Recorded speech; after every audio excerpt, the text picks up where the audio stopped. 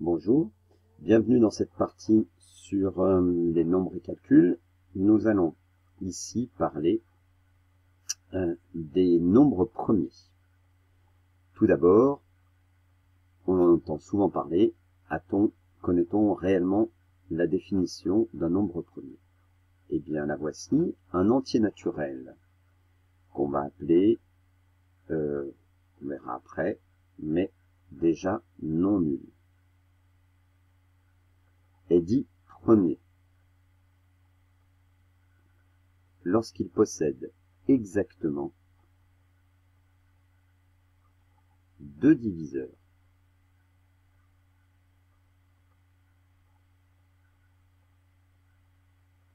Un et lui-même. Dans la définition, il est vraiment important d'avoir les deux termes exactement. Exactement, ça veut dire non pas 1, non pas 3, mais 2. Et en plus, 2 qui sont distincts. Donc exactement deux diviseurs, ça signifie bien que si j'ai 1 et 1, j'ai pas exactement deux diviseurs. J'ai deux diviseurs qui sont égaux en fait. Donc j'en ai qu'un seul. C'est important parce que quand on va maintenant prendre des exemples, eh bien, est-ce que 1 est un nombre premier? Eh bien non, 1 n'est pas un nombre premier. N'est pas premier. Car 1 possède un seul diviseur qui est lui-même. 1 se divise par 1 et par rien d'autre. D'accord? Au sens, quand je dis 1 admet un seul diviseur, c'est au sens de diviseur, comme on l'a vu dans la partie sur la divisibilité d'un grand Z. Maintenant, on utilise le vocabulaire qu'on a vu sur les diviseurs et les multiples. 2, eh bien, c'est un nombre premier, lui. 2 est premier, car 2 possède exactement deux diviseurs.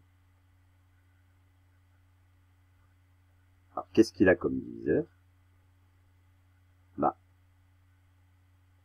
1. Pourquoi il a 1? Parce que 2 est égal à 2 fois 1. Donc, 1 est bien un diviseur. Et puis, lui-même qui est 2. Ici, là, je reviens aux définitions sur les diviseurs. On a dit que le nombre B est un diviseur de A si A s'écrit K fois B. S'il existe un entier relatif tel que A égale K fois B. Ou peut-être que la définition, tu l'as vu autrement, que c'est B égale K fois A. Et à ce moment-là, on dit que A est un diviseur de B si B s'écrit K fois A. Et bien ici, 2, c'est égal à 1 fois 2. Ça signifie que 2 est diviseur de 2, puisque j'ai trouvé un entier relatif. L'entier relatif, c'est 1, tel que 2 est égal à K fois quelque chose, fois 2. Mais comme 2 s'écrit aussi 2 fois 1, je peux dire que 1 est un diviseur de 2, puisque j'ai trouvé un entier relatif qui est 2, et donc 1 est un diviseur de 2. Donc 2 a bien exactement deux diviseurs, 1 et lui-même. Et j'en trouve pas d'autres. On verra après comment on peut dire qu'on n'en trouve pas d'autres. 3, 5, 7, 11, 13, qu'est-ce que ce sont? Alors, oui, d'accord. Ce sont aussi des nombres impairs, mais ce sont des nombres premiers. Des nombres premiers. qui sont impairs. Mais ça ne veut pas dire que tous les nombres impairs sont premiers. Maintenant, est-ce que tous les nombres premiers sont impairs? Bah, à ton avis? Ah oui, parce que, pardon, si un nombre est pair, c'est qu'il est divisible par 2. D'accord? Donc, s'il est divisible par 2, il n'est pas premier, sauf si ce nombre-là s'appelle 2. Donc, on peut dire que tous les nombres premiers sont impairs, sauf 2. D'accord? 2 est un nombre premier. Mais tous les autres nombres premiers ne peuvent pas être pairs. Donc 2 est le seul nombre premier à être pair. Tous les autres sont impairs. Mais ça ne veut pas dire que un nombre premier impair, un nombre impair est premier. Regardons avec 9. Hop.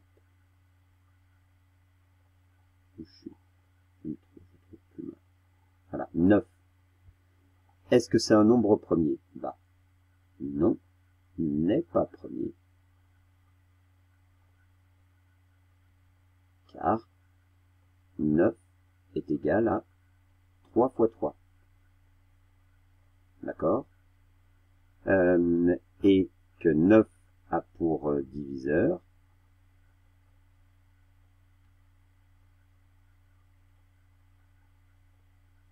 qu'est-ce qu'il a pour diviseur? Il a pour diviseur, d'accord, il a 1 pour diviseur, parce que 9 c'est 1 fois 9. Il a 9 aussi comme diviseur, parce que 9 c'est 1 fois 9. Après il a 3 comme diviseur, parce que 9 c'est 3 fois 3. Et c'est tout ce qu'il a comme diviseur. Donc 9 a 3 diviseurs, il n'a pas exactement 2 diviseurs 1 et lui-même, il les a, hein. Il y a 1, il y a lui-même, mais pas exactement. Il en a un de plus. Donc 9 n'est pas premier. Les nombres pairs, sauf 2, ne sont pas premiers. Ne sont pas premiers. C'est la petite digression que j'ai faite juste avant. 2 est bien premier. Par contre, 4, 6, 8, bah non, ne sont pas premiers, parce qu'ils sont justement divisibles par 2. Donc ils sont divisibles par 1, par lui-même, et puis par 2, et puis sûrement par peut-être par d'autres nombres. Mais déjà, à partir du moment où j'en ai trouvé un troisième, ça y est, ils ne sont plus premiers. Une propriété qu'on ne démontrera pas. Soit n un entier naturel qui n'est pas premier. Son plus petit diviseur différent de 1 est un nombre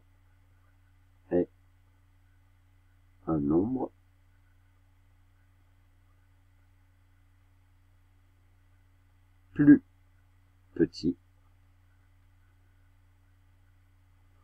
ou égal à racine de n. Alors, voyons ceci sur des exemples. 6, c'est égal à 2 fois 3. Quels sont les diviseurs de 6? Alors, les diviseurs de 6, on va les écrire comme ça. On va écrire un D et puis un 6 dedans pour les diviseurs de 6. Et là, une accolade pour dire c'est l'ensemble des nombres suivants. Alors, 6, déjà, je peux dire que c'est 1 fois 6. Donc, j'ai bien 1 et puis je vais avoir 6 dedans. Après, je continue. 6, c'est aussi 2 fois 3. Donc, je vais avoir 2. Je vais avoir 3. Est-ce que... Alors, 3, c'est déjà fait. J'ai 3 fois 2. Ensuite, j'ai 4, non. Parce que 6, c'est pas 4 fois quelque chose. 5, non plus. Est-ce que j'ai 6? Oui. 6, c'est 1 fois 6. Donc, les diviseurs de 6 sont 1, 2, 3 et 6. Le plus petit diviseur de 6, le plus petit diviseur premier de 6, c'est quoi?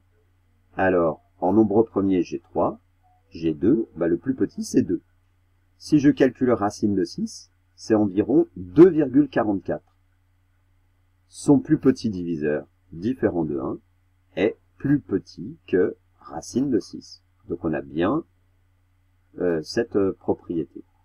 Ça va être important parce que c'est cette propriété qui va nous permettre, dans un premier temps, de trouver si un nombre est premier ou pas. Alors je viens d'en parler. Comment savoir si un nombre est premier ou pas? Eh bien, il y a une première chose qu'on peut faire, c'est utiliser les critères de divisibilité habituels. Alors, qu'est-ce que c'est que ces critères-là? La divisibilité par 2. Comment on sait si un nombre est divisible par 2? Si il se termine par un nombre qui est pair. 1154, le dernier chiffre, c'est 4. C'est pair, donc c'est divisible par 2. Divisible par 3. Eh bien, divisible par 3, c'est, on fait la somme de tous les chiffres. Si je prends 257, eh bien, 2 plus 5 plus 7, ça fait 9, et 5, ça fait 14. 14, ça n'est pas divisible par 3, donc 257 n'est pas divisible par 3. Par contre, 258, eh bien, 2 plus 5 plus 8, c'est égal à 15. 15, c'est divisible par 3, donc 258 est divisible par 3. Ceci dit, 258, c'est pair, c'est divisible par 2. Tiens, est-ce que c'est divisible par 4? Eh bien, il faut regarder, en fait, les derniers, là. Est-ce que 58, c'est divisible par 4? Bah non, c'est bien divisible par 2, mais c'est pas divisible par 4. Ensuite, divisible par 5, rappelle-toi, il faut que ça se termine par 0 ou 5. Donc là, 258, 257, c'est pas divisible par 5. Divisible par 6, il faut que ça soit divisible par 2 et 3. Bon, etc. Et en fait, on s'arrête lorsqu'on atteint ou qu'on dépasse la racine carrée du nombre. Donc si je veux voir si 257 après c'est divisible par 7, je fais 257 divisé par 7. Bon, je peux le faire de tête ou pas. Et on revient à la définition de la divisibilité.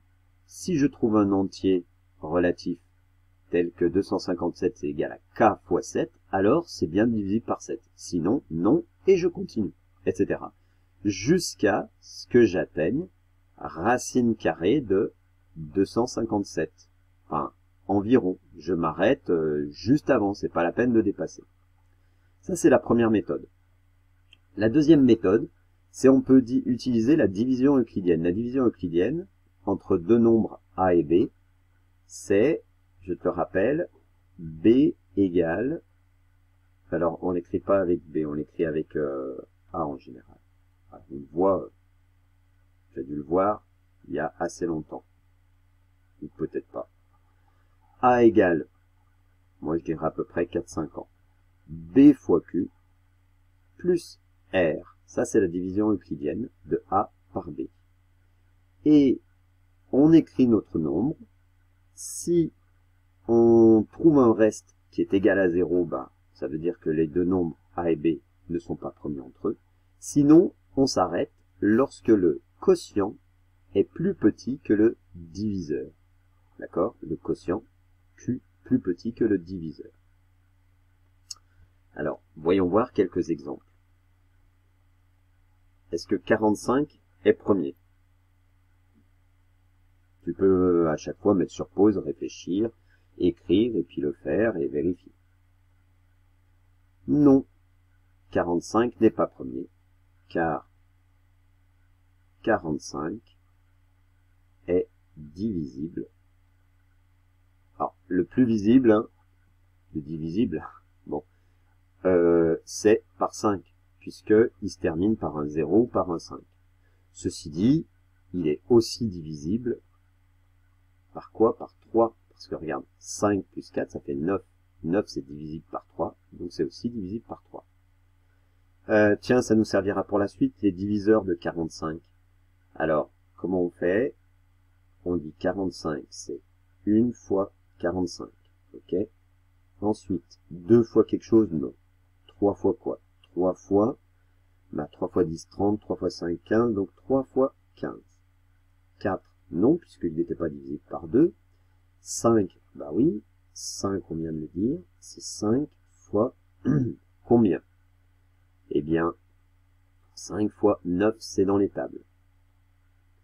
Après, est-ce que c'est 6 fois quelque chose? Bah non, parce qu'il c'est pas divisible par 2. Donc non.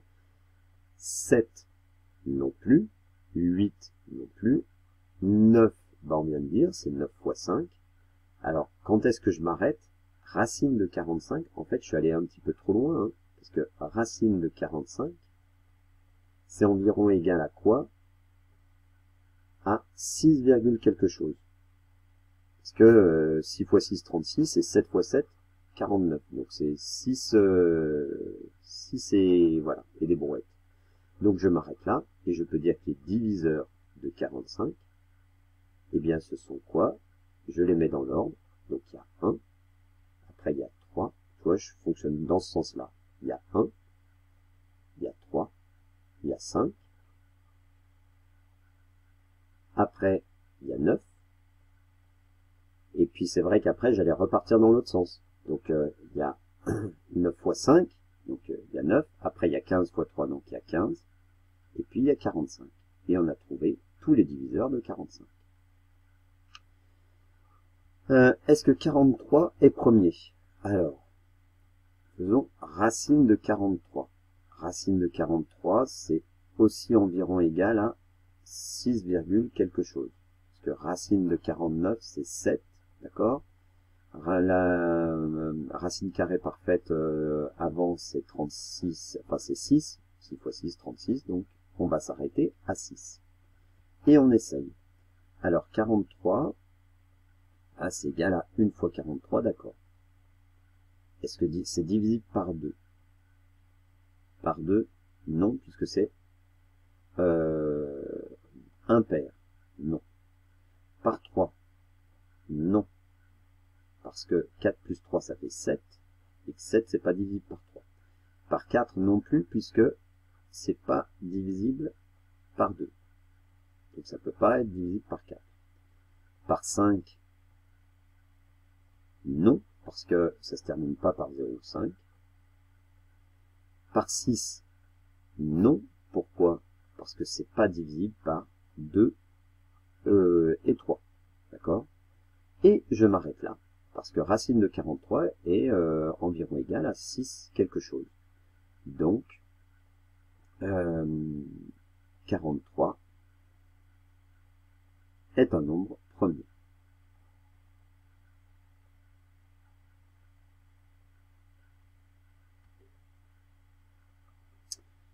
Voyons voir maintenant avec 67.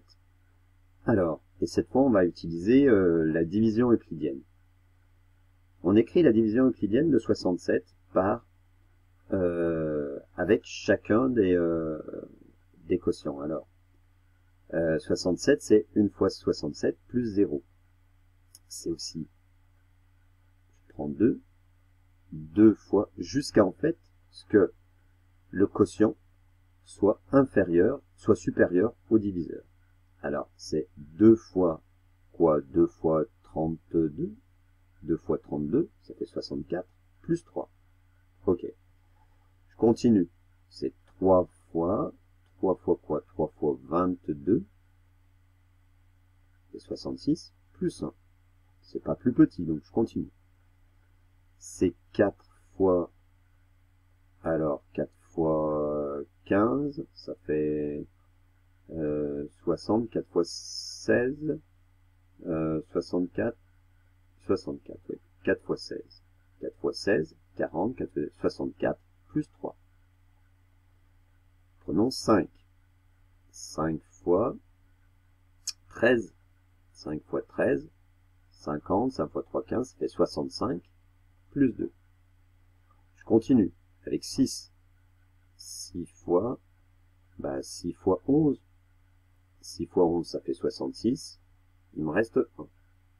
Ok. Je continue. 7 fois quoi? 7 fois 9. 7 fois 9, ça fait 63. cette fois notre 63, plus 4. On passe à 8. Alors, 8 fois 8, ça nous donne 64, plus 3. On remarque que le quotient et le diviseur sont égaux. On continue. 9 fois 7, 63, plus 4. Ah, il est plus petit. Il est plus grand. 9 est plus grand que 7. On s'arrête. Et on n'a pas trouvé de reste nul en allant jusque-là. Donc, 67 est premier. Alors, on n'a pas trouvé de reste nul, sauf quand on a écrit 67 égale 1 fois 67 plus 0, évidemment. Voilà. La suite, eh bien, on va se servir de ça pour décomposer les nombres entiers en produits de nombres premiers. Voilà. Allez, à bientôt. Bon courage.